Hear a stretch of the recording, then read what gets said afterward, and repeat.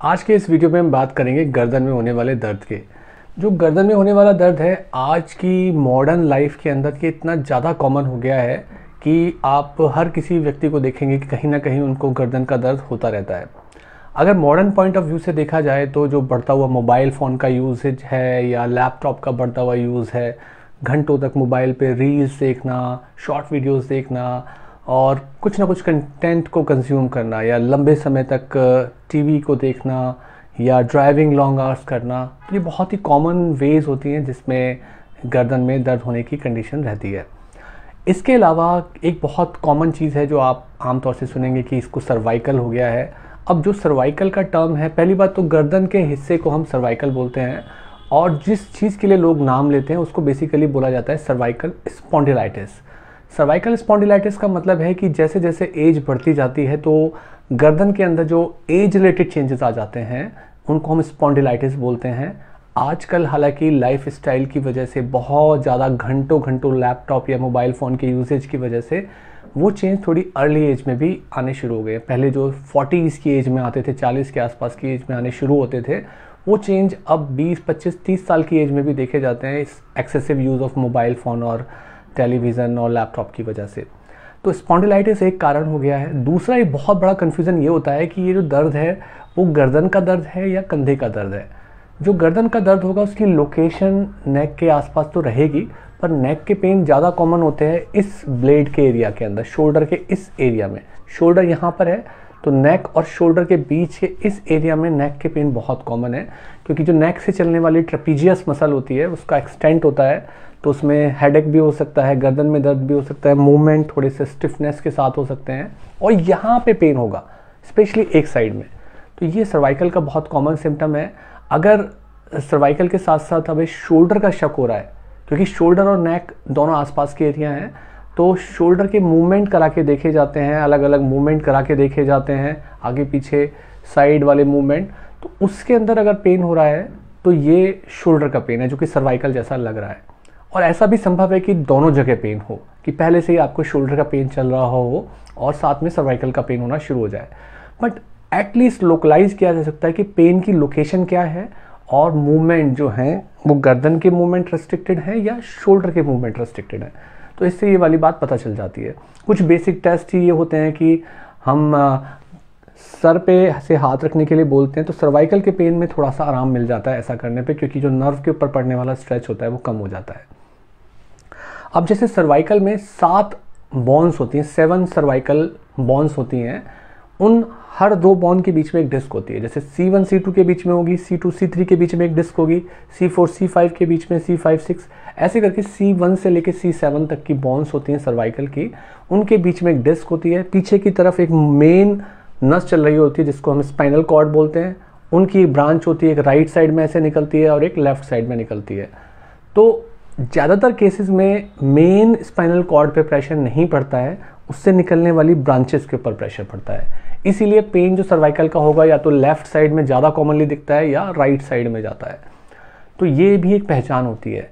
उसमें देखा जाता है कि जो पेन है वो पूरा एक इलेक्ट्रिक करंट की तरह से हाथ में जा रहा है, पैरेस्थीसिया, एबनॉर्मल सेंसेशंस या सुनपन का एहसास दिखना, या कई बार जब ताकत में कमी आ जाती है कि हाथ मुट्ठी सही तरीके से बंद नहीं हो पा रही है, ताकत नहीं आ पा रही है, कहीं ना कहीं एल्बो के मूवमेंट में वीकनेस आ रही है, तो ये भी चीज़ हो सकती है एडवांस लेवल के सर्वाइकल सिम्टम्स के अंदर। अब ये जो चीज़ है ज़्यादा कॉमन तो सर्वाइकल के अंदर होती है। आज की डेट में देखा जाए तो सबसे ज़्यादा कॉमन तो ओवर यूज़ की वजह से है। सबसे कॉमन कारण है ज़्यादा मोबाइल लैपटॉप के यूज़ की वजह से होने वाला पेन। दूसरे नंबर पे आते हैं विटामिन की डेफिशिएंसी, विटामिन डी की कमी हो गई, उससे होने वाले नेक पेन। फिर बात आती है कि जो एज रिलेटेड नेक पेन होते हैं उनकी, जिसे हम सर्वाइकल स्पॉन्डिलाइटिस कहते हैं।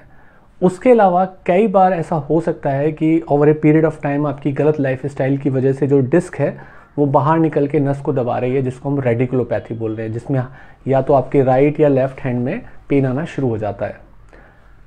रेयरली देखा जाता है कि कोई ट्यूमर स्पाइन के अंदर है जो नर्व को दबा रहा है, कोई इन्फेक्शन है स्पाइन के अंदर, या रेयरली देखा जाता है जो मेन स्पाइनल कॉर्ड है उसके ऊपर प्रेशर पड़ रहा है, या कोई इंजरी हो गई जिसकी वजह से गर्दन के ऊपर ज़्यादा प्रेशर पड़ गया और मांसपेशियाँ टाइट हो गई हैं, बहुत स्पैज़म आ गया है, आप गर्दन जरा भी नहीं हिला पा रहे हैं, तो ये रेयर कंडीशन हो गई हैं।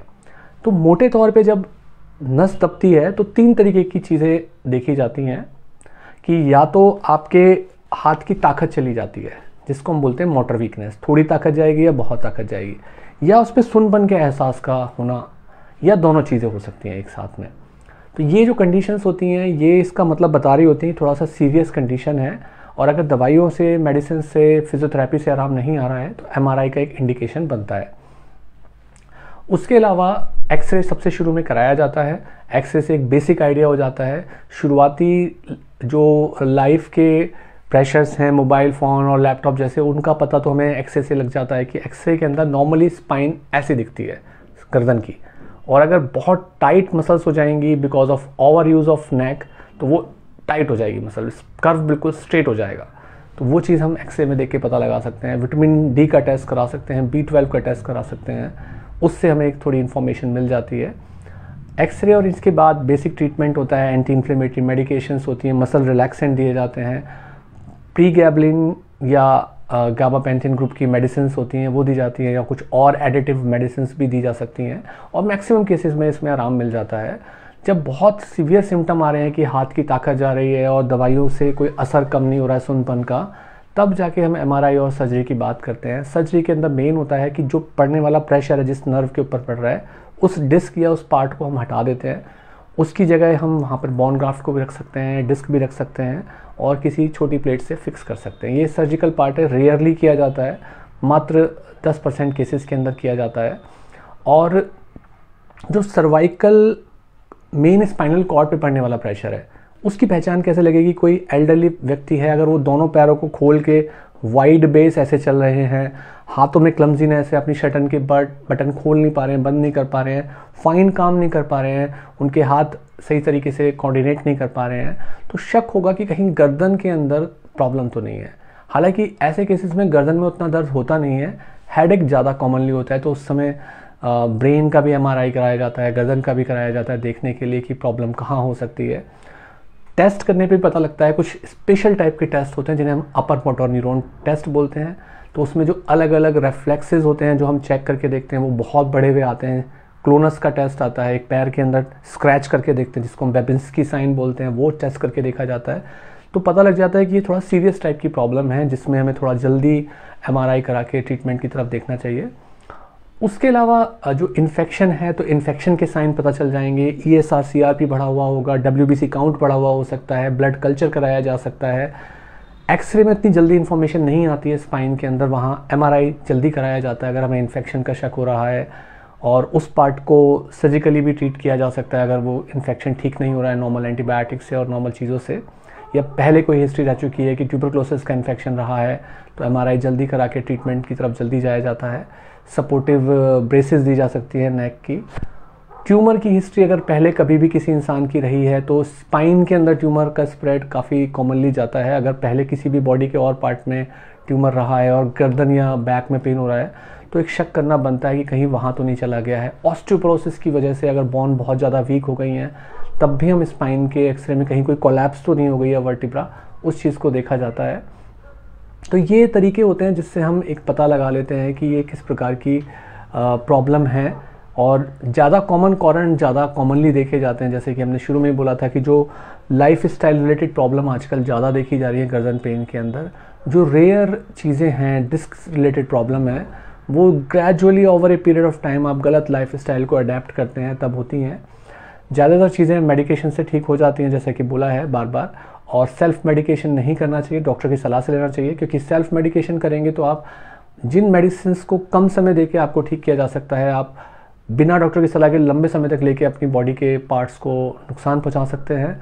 और सही डायग्नोसिस का होना सबसे ज़्यादा इम्पॉर्टेंट है कि आप सोचो कि अगर किसी को पेन जो हो रहा है वो ऑस्टियोपोरोसिस की वजह से हो रहा है, एल्डरली पेशेंट हैं, बोन वीक हो गई है और वो गलत तरीके से मोबाइल का यूज़ कर रहे हैं, तो आप खाली मेडिसिन देके ठीक नहीं कर सकते हैं, आपको कॉज का पता होना भी ज़रूरी है, क्योंकि वहाँ पे ट्रीटमेंट करना काफ़ी आसान हो जाता है। या इन्फेक्शन के पेशेंट के अंदर आप नॉर्मल ट्रीटमेंट कर रहे हैं तो वहाँ पे भी कोई फ़ायदा नहीं होगा। इसलिए नेक पेन के प्रॉपर कॉजेज़ का पता लगाना ज़्यादा इम्पॉर्टेंट होता है रादर देन रैंडम मेडिकेशन खाने के।